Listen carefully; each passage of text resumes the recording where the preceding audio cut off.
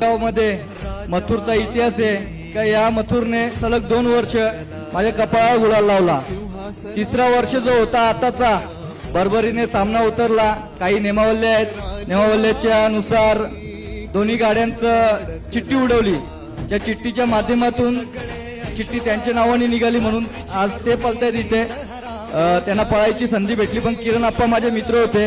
किरण आप्पांनी थोडीशी आम्हाला पळायची इथे संधी दिली असती, कारण की इथे आमचा तिसरा वर्ष होता या वर्षाच्या टायमाला। तर किरण आप्पांचं हे गाव आहे, तिथे त्या गावासाठी आमचा इथे मान सन्मान ठेवला असता मुंबईकरांचा। दोन्ही बैल मुंबईचे होते। 6 वर्ष आम्ही आतापर्यंत एकामेकाच्या अपोजिशन मध्ये लढत होतो मुंबईला। ते दोन्ही पैरेकरी आज आम्ही 6 वर्षानंतर एकत्र आलो आणि एकत्र आल्यानंतर आज मथुरची हॅट्रिक होती।